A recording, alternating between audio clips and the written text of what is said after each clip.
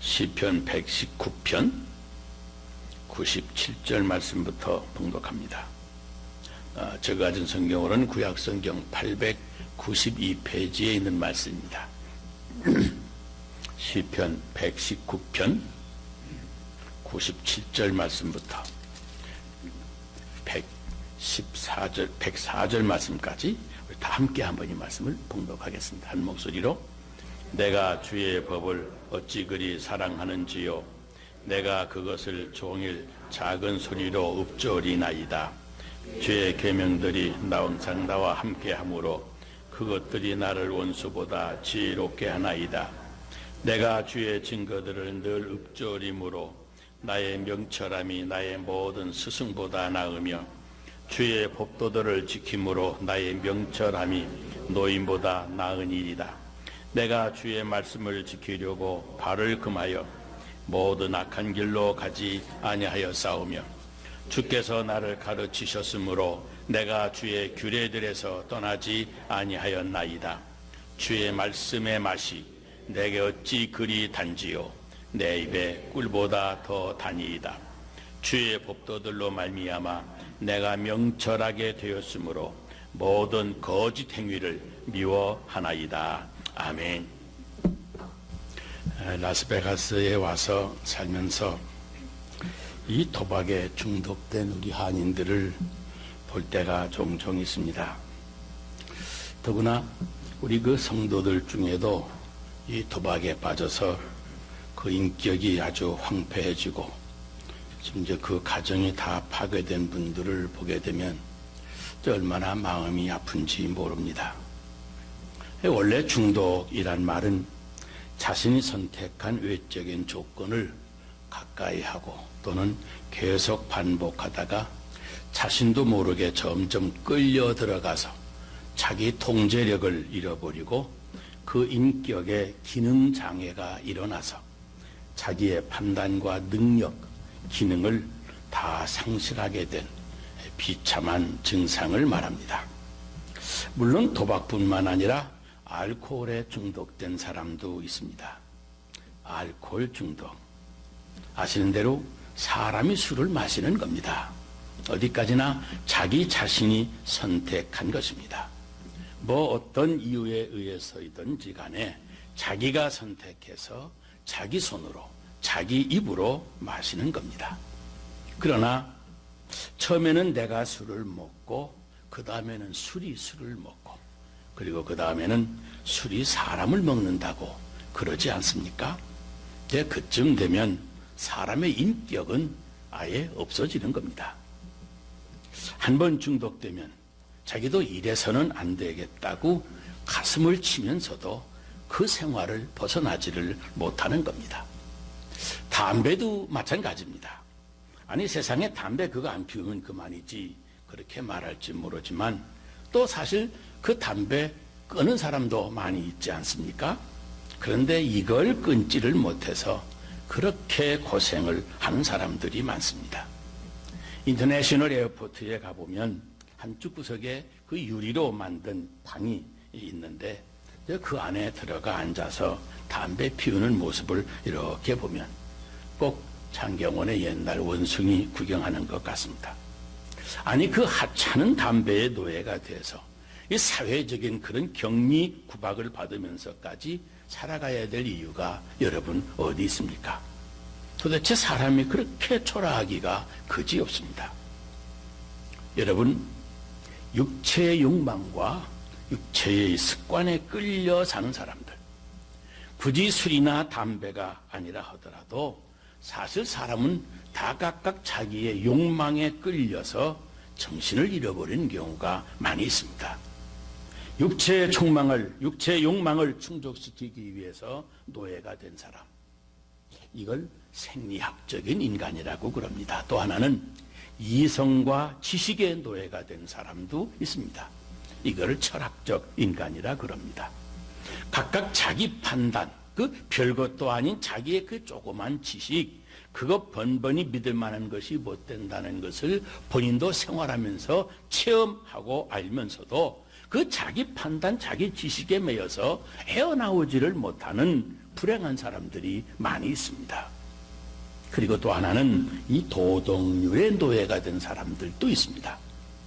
자기가 지켜온 패턴, 자기 생활이죠. 이 양심의 또 노예가 된 경우도 있습니다. 사실 양심 그러지만 사실 양심도 내 양심이 따로 있는 겁니다. 어쩌면 내 양심이 다 절대적으로 옳은 것이 아닙니다. 우리는 그것도 인정을 할 줄 알아야 됩니다. 그런데 다 자기 도덕률의 노예가 되는 그런 도덕적인 인간이 있습니다. 말하자면 자기 나름대로 깨끗하고 자기 나름대로 옳다고 그러면서 다른 사람을 정죄하고 비판하면서 그렇게 살다가 죽을 때쯤 되어서야 아하, 뭔가 잘못된 인생을 살았다고 자기 인생을 후회하는 사람도 있습니다. 이거 정말 비참한 인생 아니겠습니까? 사람은 자기가 완전한 것 같아도 여러분 사실 불완전하고 결국은 허무한 인생을 살다 마는 것입니다. 끌려가면서 노예적으로 두려움에 쫓기면서 삽니까? 아니면 좀 더 큰 보상을 위해서 정신없이 땀 흘리며 달려가고 있습니까? 지나고 나서 보면 이 두 가지가 다 허무한 것입니다. 나폴레온 힐이라고 하는 유명한 교수님이 각 분야에서 성공한 사람들의 라이프 스타일을 연구한 뒤에 그 성공한 사람들의 특징을 구별해 놓았습니다.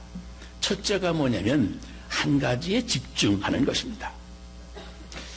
한 번 한 가지 선택을 하면 거기에 집중해서 살아가는 겁니다. 다른 것을 눈 돌리지 아니하고 다른 것을 다 배제하며 사는 겁니다. 두 번째는 긍정적인 안목입니다. 긍정적인 안목. 긍정적인 안목을 지니고 산단 말입니다. positive thinking, 긍정적이고 더 긍정적으로 생각하는 머리, 긍정적으로 느끼는 가슴을 가지고 살아야 성공하더라는 겁니다. 부정적인 시각, 거기에 노예가 되면 그것 또한 구제불능입니다. 세 번째는 작은 일에도 만족하고 성취감을 느끼며 살더랍니다. 성취감을 부정하는 사람처럼 불행한 경우가 없습니다. 가지는 순간 더 많이 가지려고 하고 어느 정도 됐으면 그 된 순간부터 더 큰 것을 바라보면 그러면 사실 아무것도 안 되는 겁니다. 그저 지금 이 작은 만족을 행복해 할 줄 알아야 됩니다. 그저 아침에 눈을 떴으니까 간밤에 죽지 않고 또 살았구나 감사하고 행복해하고, 아침에 눈을 떠서 당신을 볼 수 있으니까 행복해하고, 오늘도 여러분 이른 아침에 일어나서 교회를 찾아 나올 수 있게 해주셨으니까 이것 또한 행복하고, 이런 작은 일상의 성취감을 즐길 줄 아는 여기에 그 사람의 진정한 자유함이 있는 것 아니겠습니까? 사람이 너무나도 큰 욕망에 붙들리는 것, 그것도 좋지 않습니다. 그러므로 작은 일에서도 성취감으로 감사함으로 즐길 줄 아는 생활, 이것이 성공한 사람들의 생활 스타일이더라는 겁니다. 여러분, 빌립보서 3장 12절에 보면 사도 바울이 자기 인생의 중심을 이렇게 고백을 합니다. 그리스도께 잡힌 바 된 것을 잡으려고 쫓아가노라. 그리스도께 잡힌 바 된, 그러니까 난 포로가 되었다는 말입니다. I'm not free. 난 자유가 없습니다. 그리스도에게 붙잡힌 바 된 나는 자유가 없습니다. 그러니까 그 다음 말이 대단히 중요합니다. 잡으려고 그랬습니다. 잡으려고. 말하자면 자의적인 말입니다. 끌려가는 게 아니란 말입니다. 잡힌 바 된 바를 내가 자발적으로 즐거워하는 마음으로, 감사하는 마음으로 잡으려고 쫓아가는 것입니다. 보세요. 이 잡힌 바 되었다고 하는 것은, 이것은 강압적입니다. 그런데 잡으려고 쫓아간다는 것은 자발적인 것이고 자원하는 것이고, 그리고 내가 선택하고 내가 결정한 것이라고 하는 말입니다. 근데 사도 바울은 이 말씀에 이끌려서 살았습니다. 그래서 말씀에 붙잡혀 살았다고 합니다.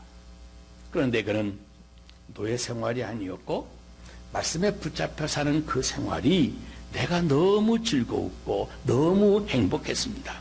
그 말씀에 붙들려서 한평생을 행복하게 살았다고 고백하는 겁니다. 여러분, 오늘 본문 말씀을 자세히 묵상해 보면 한 가지 특징이 있습니다. 그것은 사도 바울이, 시편 기자가 하나님의 말씀, 하나님의 법을 사랑한다는 것입니다. 하나님의 법, 이 법을 무서워하는 게 아니라 하나님의 법에 이끌려서 가는 게 아니고 그 하나님의 법, 그 말씀을 사랑하고 종일 묵상한다는 겁니다. 종일 묵상한다. 종일 묵상한다. 그랬습니다. 지난번에 성지순례를 갔을 때 통곡의 벽에 많은 유대인들이 서서 기도하는 것을 보았습니다. 통곡의 벽 바로 옆에 커다란 석조 회당 같은 것이 있는데 거기서도 그 안팎으로 많은 유대인들이 앉아서 말씀을 읽기도 하고 말씀을 서서 읽기도 하고 그럽니다. 그 주변에 랍비들과 많은 관광객들이 와서 그렇게 시끄러운데도 그런데도 상관하지 않고 유대인들이 성경을 딱 펴놓고는 그 앞에서 읽고 있는 겁니다. 가까이 가서 보았더니 어떤 사람이 성경을 펴놓기는 펴놓았는데 눈을 감은 채로 중얼중얼 하고 있는 겁니다. 오늘 시편 말씀에 읊조린다 그랬는데 바로 그거예요. 입술을 중얼중얼 하고 있는 겁니다. 입술만 움직이고 있는 겁니다. 성경은 펴놓고 눈은 감은 채로 성경을 마음으로 묵상하고 있는 겁니다. 이게 묵상입니다. 메디테이션. 이게 묵상, 얼마나 중요한 단어인지 모릅니다. 오늘 우리는 성경을 많이 읽는다고 하지만 말씀에 대한 묵상이 없습니다. 이 묵상이라고 하는 것은 말씀을 사랑으로, 마음으로 그 자체를 즐기고 있는 겁니다. 하나님의 말씀을 사랑하고 즐기고 있는 것. 여러분, 사실 성경을 우리는 하나의 지식으로 읽는 것이 아닙니다. 인텔렉츄얼 어프로치가 아닙니다.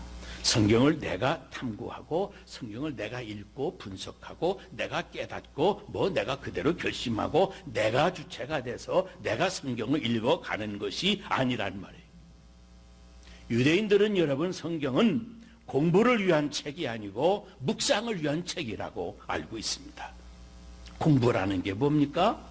학술적으로 말하면 이건 헬라적인 접근입니다. 이거는 지식, 내 이성, 내 경험으로 분석하고 판단하는 겁니다.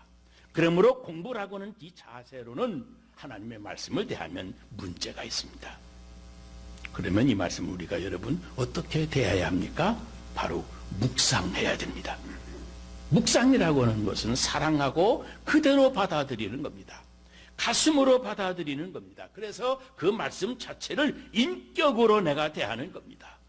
말씀하시는 분이 이 말씀 안에 있다는 말입니다. 오늘의 말씀 여기 앞에 있지만 이 성경을 읽는 동안에 이 성경 말씀을 통해서 내게 말씀하시는 분을 내가 만나는 겁니다. 그것이 묵상입니다. 여러분, 이걸 잊지 말아야 됩니다. 말씀하시는 분이 하늘에 계시고 그분의 말을 기록해 놓은 것을 내가 학술적으로 연구하는 것이 아니라 그 말씀 속에 있는 그 말씀하신 분을 내가 만나는 겁니다. 제가 한 30년 전에 미국에 신학교에 와서 공부하고 있을 때 있었던 일입니다. 함께 공부하던 제 친구가 그때 결혼하고 딱 6개월 만에 미국에 왔습니다. 그러니까 아내가 얼마나 보고 싶겠습니까? 신혼의 기쁨이 한창일 결혼 6개월 만에 왔으니까 아내가 보고 싶어서 아주 힘들어하고 있을 때인데 가만히 보니까 그 아내가 편지를 자주 쓰지 않는 것 같아요. 물론 편지가 오긴 하는데 잘 안 오는 것 같습니다. 지금의 핸드폰이 있어서 문자 메시지에 카톡에 돈 안 들이고서도 여러 번 얼마든지 연락할 수 있지만 그때는 이 국제 전화라고 하는 게 얼마나 비싼지 유학생들 전화 한번 하려면 많이 생각하고서 했습니다. 그 사람들이 그때만 하더라도 편지를 주로 쓰곤 했습니다. 그런데 그 친구의 아내가 부지런히 편지를 좀 해줬으면 좋으련만 어떤 때는 한 달 내내 편지 한 통도 안 옵니다. 그래서 편지가 안 온다고 날마다 중얼중얼하고 공부도 집중이 안 된다고 그리고 불평을 하곤 했습니다. 그런데 한 번은 강의 시간에 옆에서 보니까 강의를 듣는 도중인데 이 친구가 편지를 꺼내가지고 읽고 있는 겁니다. 그래서 제가 옆에서 가만히 보니까 그 편지가 다 헤어졌어요. 얼마나 호주머니에 넣었다 꺼냈다 이거 자주 읽는지. 그런데 보니까 글씨가 아주 생각보다 엉망입니다. 그 부인이 음악을 하는 사람이라서 그런지 아주 글씨가 별로였습니다. 그 음악은 잘하는데 그 글씨가 또는 그 글씨나 문장력도 보니까 중학교 학생 수준이었어요. 한 번은 제가 이렇게 보고서 야, 그거 뭐 편지 별로구먼 그랬더니 이 친구가 아주 명담을 대답으로 한마디 합니다. 편지란 편지 글씨를 보는 게 아니고 편지를 손에 들고 그 사람 사랑하는 사람의 얼굴과 마음을 보는 거야 그럽니다. 여러분 맞는 말입니다. 안 그렇습니까? 뭐 글자가 잘 됐는지 만주법이 틀렸는지 맞았는지 그런 눈으로 편지를 읽으면 안 됩니다. 편지 보는 사람은 편지를 쓴 사람의 마음, 그 사람의 얼굴을 아롱아롱하게 새겨보는 겁니다. 그런 마음의 재미로 편지를 보는 겁니다. 여러분 성경이 그렇습니다. 성경도 사랑하는 사람의 편지를 읽듯이 그렇게 보는 겁니다. 그렇게 책을 펴는 순간 이거는 공부하는 텍스트북이 그때부터는 아닙니다. 하나님의 말씀입니다. 하나님의 편지입니다. 우리가 이것을 읽으면서 우리는 주님을 바라보는 겁니다. 주님의 마음을 쏟아놓는 그 십자가를 바라보는 겁니다. 그 좋으신 하나님 아버지를 생각하면서 그를 사랑으로 마음으로 읽어가는 겁니다. 그래 그 신학자라고 하는 그 칼바트라고 하는 분이 그의 말씀론에서 이런 말을 했습니다. 말씀은 하나님의 언어이다. 하나님의 언어, 하나님의 말씀이다. 하나님이 친히 말씀하고 계시다. 이 말씀은 그래서 하나님의 행위 그 자체이다 그랬습니다. 여러분 말씀을 읽어가는 동안 아니 말씀을 내가 대하고 있는 동안 내가 하나님을 바라보는 겁니다. 그리고 하나님을 만나는 순간 이미 기적이 일어나고 있는 겁니다. 이 신비로운 능력 이것을 체험해야만 됩니다. 보세요. 갈릴리 바닷가에서 밤새껏 고기 한 마리도 못 잡은 베드로에게 예수님이 오셔서 말씀합니다. 말하자면 목수가 어부에게 고기 잡는 일에 대해서 말씀하는 겁니다. 깊은 데 가서 그물을 던져라. 밤새껏 던져보았습니다. 안 될 거 뻔합니다. 그런데 예수님이 깊은 데 그물을 내려라 그러시는 겁니다. 어떻게 목수가 어부에게 이래라 저래라 하는가? 그것도 처음 만난 사람인데 그러나 말씀하시니 베드로가 하는 말이 그렇습니다. 그저 말씀하시니 그물을 내리겠습니다. 저는 거기다가 말씀 바로 해놓고 몇 마디 더 넣고 싶어요. 못 잡을 거 뻔히 알지만 말씀하니까 내가 그물을 내립니다. 그런데 베드로는 그대로 했어요. 가득 잡았다고 성경은 기록합니다. 여러분 세관에 앉아있는 사람을 지나가다가 예수님이 보고 나를 쫓아라 그러니까 마태가 그 말씀을 어떻게 이지적으로 비판하겠어요. 저는 세리입니다. 당신이 나를 언제부터 안다고 그런 말씀합니까? 하고 대들겠습니까? 말도 안 되는 소리입니다. 나를 쫓아라 그러니까 그냥 쫓아가는 겁니다. 말씀에 순종한 것뿐입니다. 이게 바로 말씀의 역사라는 거예요. 바다를 향해서도 풍랑에게 조용하라 그렇게 말씀하셨더니 바다와 풍랑이 조용해졌습니다. 잠잠해졌습니다. 죽은 사람을 향해서도 청년아 일어나라. 무덤에 가서도 나사로야 나오라. 그 말씀을 사랑하는 마음으로 가슴으로 받는 순간 이미 거기에 기적이 일어나더라는 겁니다. 여러분 우리가 무슨 말씀을 생각하게 됩니까? 말씀하시는 그분, 말씀하시는 그 인격을 생각할 때 땅끝까지 너희가 증인이 되리라. 내가 너희와 항상 함께 있으리라. 말씀하시는 주님, 곧 주님이 함께 하시는 겁니다. 말씀이 있는 곳에, 말씀이 역사하는 곳에, 말씀을 받는 그 심령 속에 이미 주님이 와 계신 겁니다. 주님이 역사하시는 겁니다. 말씀하시는 분을 향해서 내 마음을 활짝 여는 것이 바로 그게 말씀 묵상이라는 겁니다.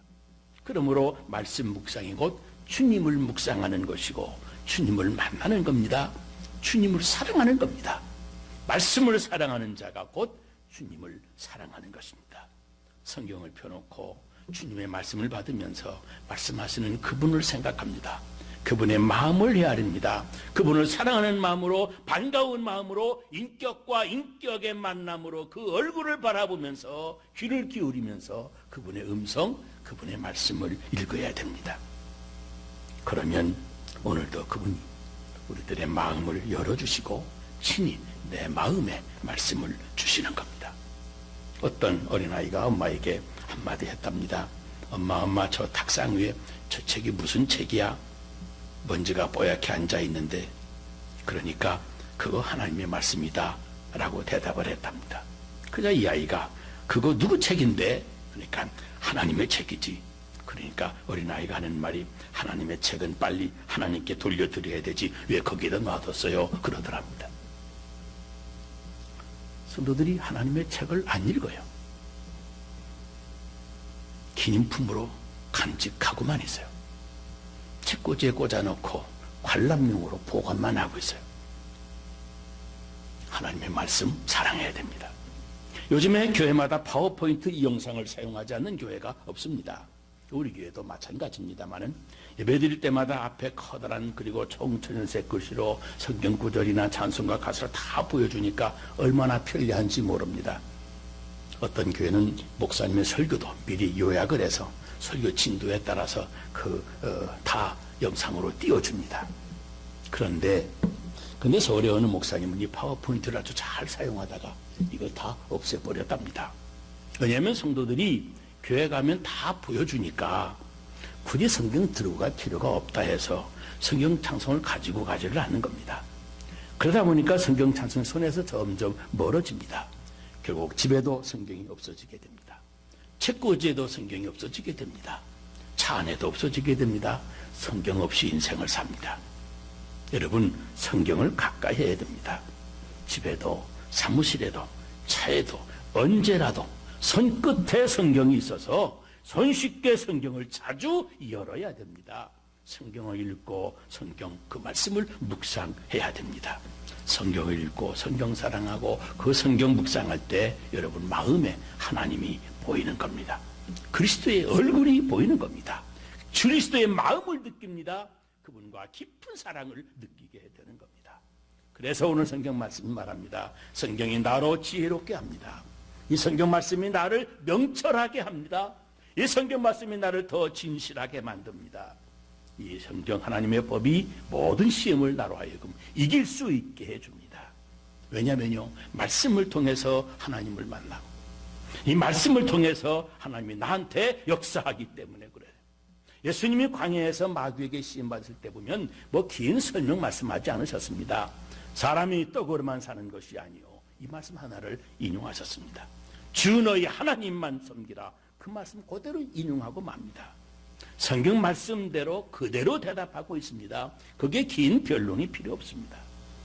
말씀이 곧 능력이기 때문에 그렇습니다. 메가더 장군의 말 중에 이런 말이 있습니다. 나는 최일선에서 싸울 때에도 성경 한 장을 읽지 않고는 밤에 잠들지 않았다. 아무리 바쁘고 피곤해도 성경 한 장은 읽고 잠자리에 들었다. 그랬습니다. 전에 랍비의 집을 방문했던 적이 있었습니다. 제 관심을 가지고 랍비들은 그 자녀 교육을 어떻게 하나 잠시 그 가정생활을 들여다볼 수가 있었습니다.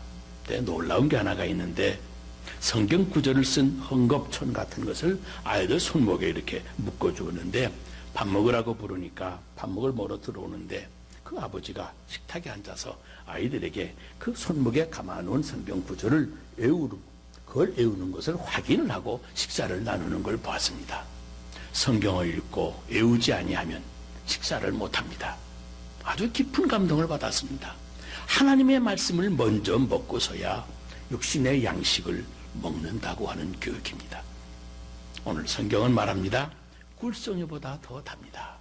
꿀송이보다 더 답니다. 꿀송이보다 더 달다. 이게 여러분 무슨 말씀인지 아세요? 이 말이 표현되어지는 데는 역사적인 배경이 있습니다. 옛날에 팔레스타인에 돌로 만든 흙판이 있었습니다.